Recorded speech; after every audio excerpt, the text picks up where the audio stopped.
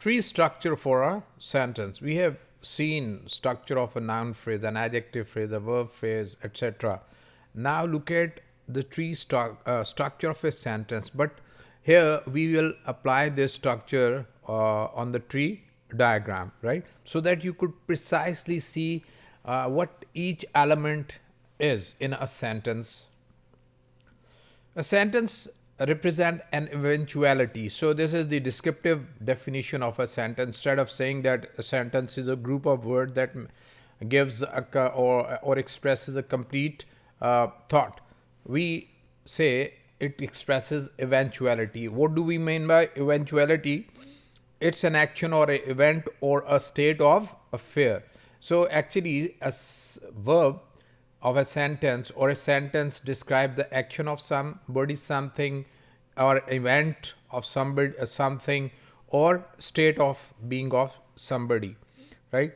So the sentence represent an eventuality by separating out the type of eventuality from the abstract or concrete thing. There are always nouns which are either abstract or concrete and related to this eventuality. So the type of eventuality is prototypically represented by the verb that shows or describes action or state or event, and the abstract or concrete things involved in the eventuality are prototypically described by noun phrases, etc.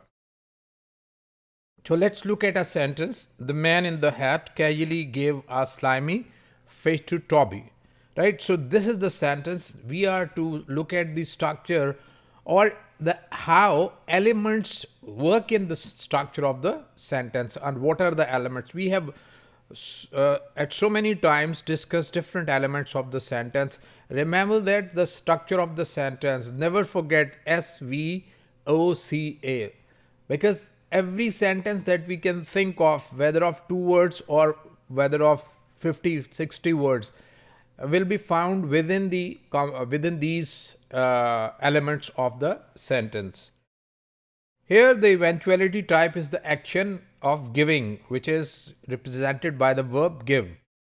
The things involved in eventuality are represented by the three noun phrases: the man in the hat, a slimy fish, and Toby. Apart from the type of eventuality and the things that participate in it, the part of the sentence can be can also express the circumstances of the eventuality. The adverb phrase casually expresses the circumstances here. The component parts of the sentence thus contribute distinct component of meaning or to overall meaning of the sentence. So look at the sentence.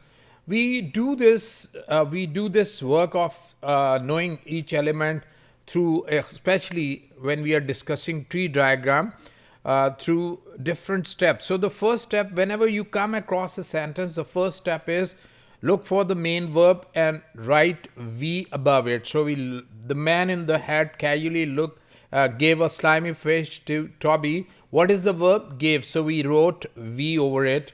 Second step, a verb is always in the verb phrase. So we draw a line and write VP over the verb.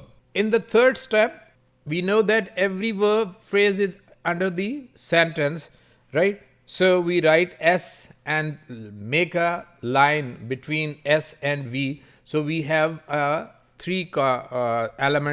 one element with 3 different layers. Sentence consists of a verb phrase and verb phrase consists of verb which is give. Fourth step, now in noun phrase. How do we know that there is a noun phrase? In the minimal noun phrase, we knew that how we can look for a noun phrase. We have the substitution test. So we substituted the man in the hat with he, a slimy fish with it, and to Toby with to him. So we get a sentence. He casually gave it to him. So we get a sentence which is grammatically a correct sentence. So these are the 4 steps, and in 4th step we have gone the noun phrases. Step 5, underline noun phrase and write NP above each of them. So we have underlined the man in the hat, a slimy face to Toby, and these, after having underlined them, we have written NP, NP, and NP over them. Sixth step is identify any articles in the sentence, write art, A-R-T, above them. So we have the man, the art, in the hat, the art, a slimy fish, a art. So we have 3 articles. So in 7th step, we identify any nouns in the sentence and write an above them. Right, so you can see that we have found nouns and written an. And in 8th step, we join these art and an to make noun phrase. So you can see that art and an make noun phrase. So we have 1, 2, 3, and 4 noun phrases. In step 9, we identify the preposition and write P over the preposition. So we have identified P and written P over it. So they become prepositional phrase. So we have 2 prepositional phrase, in the hat and to Toby.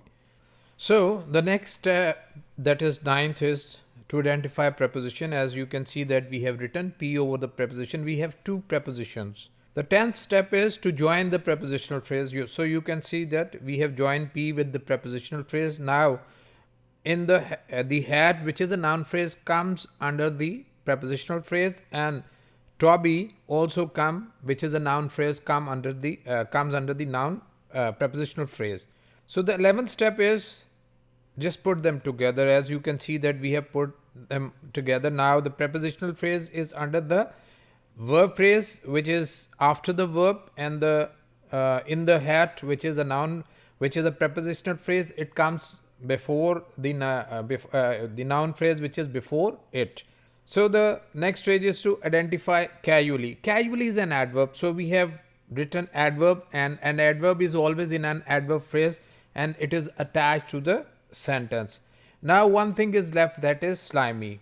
So in the final step is to identify slimy. Slimy is an adjective. We have seen in adjective how an adjective phrase is fixed or contained in a noun phrase. So you can see that slimy is an adjective, and an adjective is always in the adjective phrase. An adjective phrase in the attributive function is always within a noun phrase. So you can see that slimy is an adjective phrase, is a noun phrase. So this is, you can see, this gives you a very complete picture that how this sentence has different structures, different phrases, different box, different function. We can very well understand that this sentence consists of a noun phrase and a verb phrase. Verb phrase consists of a noun phrase and a prepositional phrase. So the functions of different element, different components of the sentence are quite before us. So as we are moving towards syntax, so we must make ourselves familiar with all these things, that how we can parse a sentence into different way. As in the coming lectures, you'll see that how we can divide things with the help of brackets and with the help of tree diagram. So tree diagrams clearly identifies each component of the sentence. As we have seen, it's very helpful in knowing that which part is which grammatical category and which component of the sentence.